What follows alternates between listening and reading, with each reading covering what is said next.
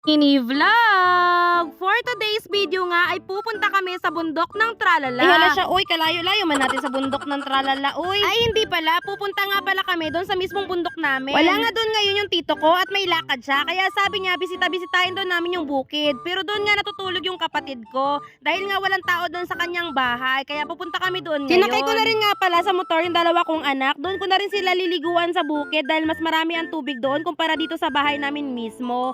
So pag nilalakad mo ito papunta sa bundok namin, siguro mga 20 minutes. Pero kapag minotor mo lang siya, mga 4 minutes lang inandun ka na sa bukid. Nga lang mahirap yung daanan pag parting gitna ka na banda. Huminto nga rin pala kami dito sa may tindahan kasi yung kapatid ko ay nagpapabili ng napkin.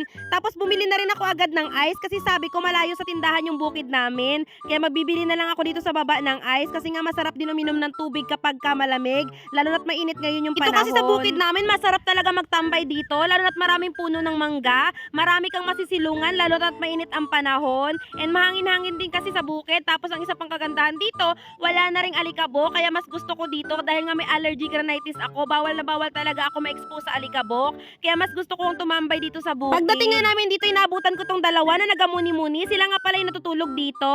Tapos sabi ko sa kanila ay magluluto na ako ng binili kong patola. Hahaluan ko na lang din ng prito. Tapos yung miswa na binili ko Sabi din. ko kasi pag ganitong bukid, masarap talaga pag yung ulam mo ay mga laswa-laswa lang. Tapos yung kapatid ko nga ay nagluto daw siya ng bagoong. Kaya nga nagpaalam sila na kukuha daw muna sila ng mangga para isasawsaw namin sa bagoong. Sabi ko nga sa kanila ay dalahin din nila yung dalawang anak ko para walang malikot dito habang nagluluto ako. Yung bunso ko kasi panay takbo ng takbo pag nandito talaga siya. Naalala ko nga nung mga bata pa kami, nandito rin kami nakatira. Tapos wala kaming ibang ginawa magkakapatid kundi maglaro dito sa ilalim ng mga puno ng mangga. Akyat dito, akyat doon ang ginagawa namin. Tapos nagabahay-bahayan pa nga kami dito. Sobrang namimiss ko talaga yung buhay namin dito dati sa bukid. Napakapayapa talaga dito. Kaso nga nung nag-aaral na kami, lumipat na kami doon sa malapit sa school, sa parting baryo. Pasok kasi kami sa school ay lagi kami nalilate ng ate ko kasi malayo pa yung nilalakad namin papunta ng school. Kaya napagdesisyon na nila mama, natitira na lang kami sa parting baryo para mas malapit kami sa paaralan. Pero sa edad ko nga ngayon, kung papipiliin ako kung saan ko gugustuhin tumira, mas gugustuhin ko dito sa bukid kasi dito tahimik talaga. Masarap pa yung simoy ng hangin at sariwang-sariwa talaga. Tapos wala pang gaanong alikabok dito. So mabalik na nga pala tayo dito sa niluluto ko. So hinimay-himay ko nga lang yung prito na ihalo ko sa lulutuin kong gulay.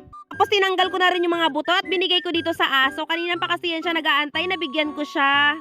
So pagkatapos ko nga inugasan ko lang itong gulay na pinaghihiwa ko kanina. Hugasan ko nga lang pala yan siya ng 2 beses. Tapos hinugasan ko na rin nga pala agad din yung kawali na paglulutuan ko. Favorite ko talaga kasi itong patola, lalo na kung laswa-laswa lang siya kasi nga manamis-namis siya. Kaya gustong-gusto ko talaga yung sabaw niyan. Pagkatapos nga magsisimula na rin ako magluto, kaso nakalimutan ko rin nga palang maghiwa ng sibuyas at bawang. Kaya minadali ko na rin maghiwa ng sibuyas at bawang. Akala ko nga wala pang sibuyas at bawang, kaya nagtanong na rin ako agad sa kapatid ko. Mabuti na nga lang at mayroon na rin pala dito. Habang naghihiwa nga ako ng sibuyas at saka ng bawang, pinainit ko na rin ito agad yung kawali para pagtapos ko ay gigisa ko na lang agad. Kung mainit na nga yung kawali, ay nilagay ko na rin agad yung mantika para makapag-start na ako magluto. Inisa ko na rin nga pala yung sibuyas at saka yung bawang. Tapos nilagay ko na rin agad itong patola. Mas inuna ko nga itong patola kaysa dun sa prito kasi yung prito ay naprito na rin naman yun. So pagkatapos ko mahalo-halo yan guys, nilagay ko na rin agad yung prito. Tapos nilagyan ko ng paminta at nilagyan ko na rin ng tubig. Tingnan nyo naman yung view dito, parting kinakainan. Napakaganda, diba? Makikita mo talaga lahat, matatanaw mo. Kaya ang sarap-sarap kumain dyan. Tingnan ko na rin nga pala agad kung kumukulo na rin nga pala ito. Tapos tinimplahan ko na rin agad at nilagay ko na rin itong miswa. Kasi nagrereklamo na yung dalawa, nagugutom na raw sila. So tinikman ko kung tama na yung lasa. Tapos nag-add lang ako ng konting asin. Tapos nilagyan ko ng konting asukal. Asukal nga pala yung nilalagay ko kaysa maglagay ako ng bitchin. Iasukal yung nilalagay ko kasi mas manamis-namis siya. Tapos kung nga maluto yung ulam namin, ay lalagayin ko na rin agad itong binili kong saging. Para mamaya pang merienda ito. May nagtatrabaho din kasi dito, nagabakod sila. So ipapamerienda namin ito sa mga nagabakod. Pinapabakod nga din pala kasi ito ng tito ko para hindi makapasok yung mga bitaw na baka at saka kambing. Kasi nga magpapatanim kami dito ng kalamansi at ng kasoy. Kasi ditong bitaw na hayop. Tapos ito nga yung dalawa, kumakain na nga rin pala sila. Hanggang dito na nga lang tong part 1 ng mini vlog ko. Abang na lang kayo para sa ating part 2.